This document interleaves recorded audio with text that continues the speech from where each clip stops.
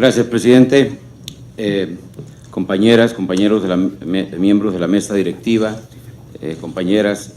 compañeros de los medios de comunicación, como ya lo ha comentado nuestro presidente, efectivamente, después de haber analizado el problemario y apoyándonos en los diferentes métodos de interpretación jurídica, se llegó a las conclusiones de lo que daré a conocer, que son básicamente 7 puntos que contiene este acuerdo. El primero de ellos es: de la interpretación gramatical, sistemática y funcional, y tomando en cuenta los principios generales de derecho, es válido y no contraviene el reglamento del Senado de la República si una comisión, a propuesta de su junta directiva, decide fijar un formato especial para la discusión de los asuntos que se le turnen, respetando en todo momento los criterios de validez democrática que ha establecido nuestro alto tribunal, lo anterior siempre y cuando se fundamente en el artículo 187, numeral 2 de dicho ordenamiento legal. Lo que sería inconstitucional es que no se cumpla en dicho formato especial, programa o acuerdo con alguno de los criterios que trascienden la validez del proceso legislativo, conforme a las tesis emitidas por la Suprema Corte de Justicia de la Nación, a saber: 1. Quórum legal; 2. Porcentaje de votación necesario para su aprobación; 3. Respetar el derecho a la participación de todas las fuerzas políticas en condiciones de libertad e igualdad; 4. Discusión, deliberación y votación públicas; y 5. Que el dictamen debe estar firmado por la mayoría requerida para su validez, ya sea mayoría absoluta o calificada, según sea el caso. Segundo, de la interpretación gramatical, sistemática y funcional, y tomando en cuenta los principios generales de derecho, es válido y no contraviene el reglamento del Senado de la República si una comisión decide que los integrantes de las comisiones voten en bloque todas sus reservas, apegándose a un tiempo de participación distinto al contenido en el reglamento del Senado de la República, lo anterior siempre y cuando se fundamente en el artículo 187, numeral 2 de dicho ordenamiento legal, y que la limitación de tiempo sea la misma para todos los legisladores en condiciones de igualdad y equidad, y que razonablemente sea suficiente para respetar el derecho que estos tienen para expresar sus puntos de vista con libertad. Asimismo, de conformidad con las jurisprudencias y tesis aisladas emitidas por la Suprema Corte de Justicia de la Nación, dichas reglas deben respetar y garantizar en todo momento el derecho a la participación política en el debate de las minorías parlamentarias, tomando en cuenta además los principios establecidos por la Suprema Corte de Justicia de la Nación. A. El de economía procesal, que apunta a la necesidad de no reponer innecesariamente etapas procedimentales cuando ello no redundaría en un cambio sustancial de la voluntad parlamentaria expresada y, por tanto, a no otorgar efecto invalidatorio a todas y cada una de las irregularidades procedimentales identificables en un caso concreto.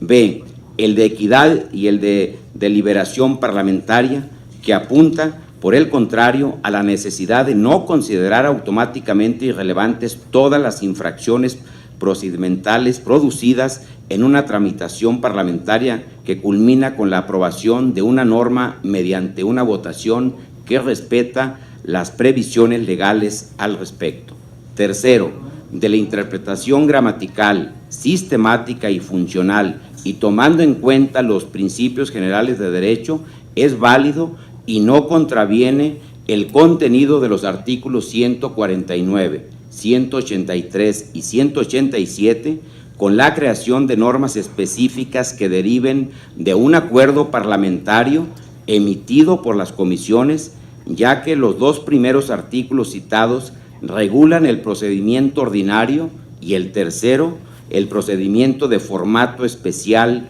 en comisiones. Lo anterior se robustece con los criterios emitidos por la Suprema Corte de Justicia de la Nación en el sentido de que el proceso de análisis y discusión para la creación de las leyes debe de ser flexible, atendiendo a que la regulación del procedimiento legislativo raramente es única e invariable, sino que incluye ajustes y modalidades que responden a la necesidad de atender a las vicisitudes presentadas en el desarrollo de los trabajos parlamentarios, como por ejemplo la entrada en receso de las cámaras o la necesidad de tramitar ciertas iniciativas con extrema urgencia, circunstancias que se presentan habitualmente. Cuarto,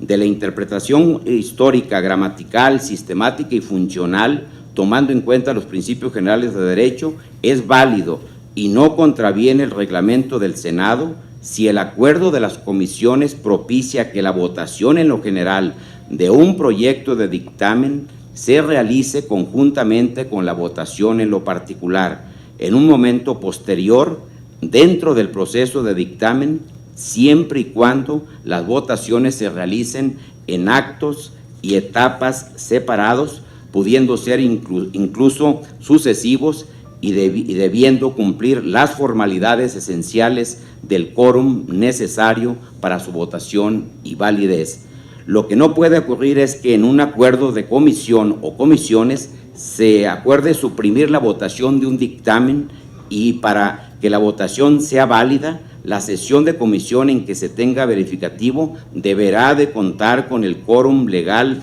requerido para su validez plena. Adicionalmente, al haber establecido y aprobado por mayoría de los integrantes de las comisiones un acuerdo pactado para el debate, junto con el método de trabajo para el análisis y discusión de las iniciativas objeto de estudio, opera a su favor como la regla de especialidad genérica y normativa del estudio y dictamen que llevan a cabo las comisiones y, por ende, no es aplicable al caso particular lo dispuesto en el artículo 198, correlacionándolo con lo establecido en el artículo 114, numeral 2 del reglamento, que señala que a falta de norma expresa en lo procedente son aplicables a las comisiones las reglas establecidas para el Pleno. A mayor abundamiento de interpretarse integralmente de forma literal, gramatical, sistemática y funcional, lo que dispone el artículo 198 en concordancia con lo dispuesto por los artículos 143, 183 y 187, se colige que la obligación de discutir en lo general seguida de una votación al respecto y posterior discusión en lo particular, seguida por la votación correspondiente, aplica cuando los dictámenes se discuten y votan en el Pleno, pudiendo no aplicarse esta misma mecánica a las comisiones y sin que esta mecánica trascienda en forma fundamental a la validez o invalidez de los actos realizados por la comisión, conforme a los precedentes y criterios citados en el presente acuerdo emitido por la Suprema Corte de Justicia de la Nación, en virtud de que las comisiones no resuelven, son órganos que auxilian y facilitan el análisis y discusión en el Pleno, que es el único que emite actos con carácter resolutivo, definitivo y por ende justiciables, susceptibles de control constitucional. Al aprobar el Pleno del Senado el reglamento así lo dejó establecido. De lo contrario, si hubiese querido que las comisiones se apegaran al mismo formato que se aplica al Pleno, lo habría expresado claramente, como así lo hizo en el artículo 198.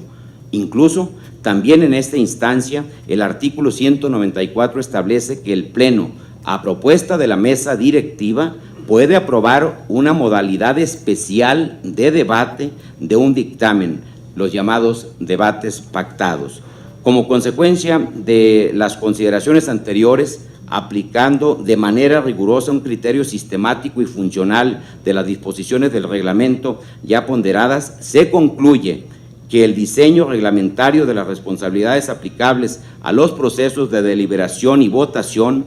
por un lado y en el Pleno y por el otro lado en comisiones, permite afirmar que a la segunda se les confieren tareas esencialmente técnicas y de análisis de los asuntos que le son turnados al Pleno.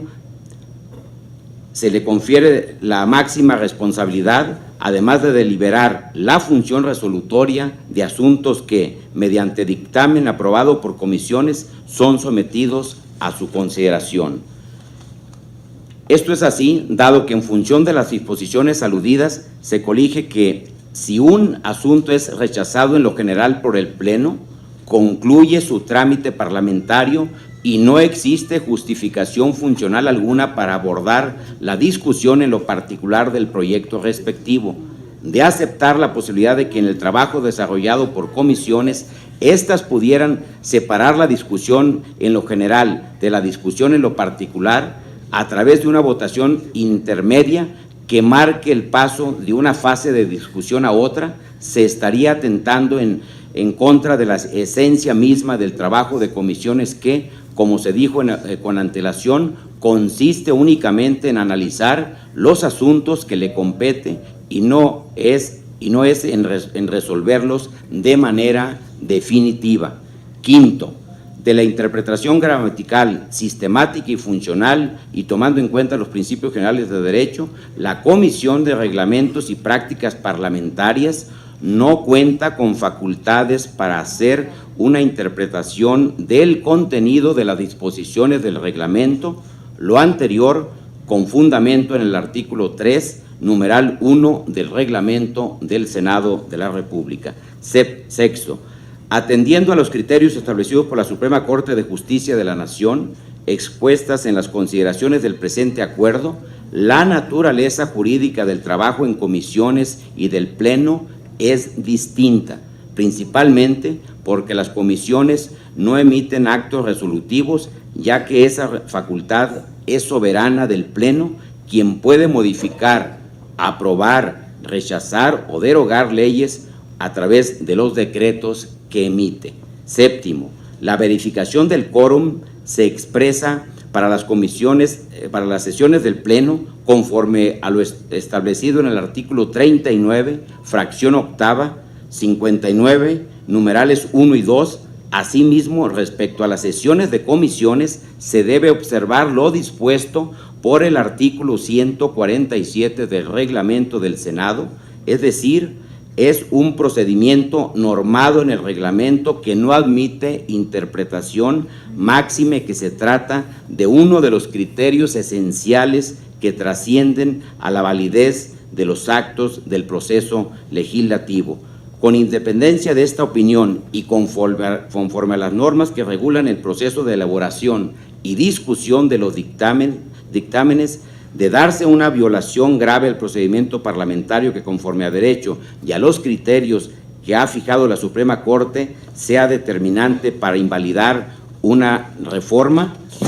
la mesa directiva emprenderá las medidas que, conforme a derecho, procedan para subsanarlas en la etapa procesal correspondiente. Dado en la Ciudad de México, Distrito Federal, a los 17 días del mes de junio de 2014, la mesa directiva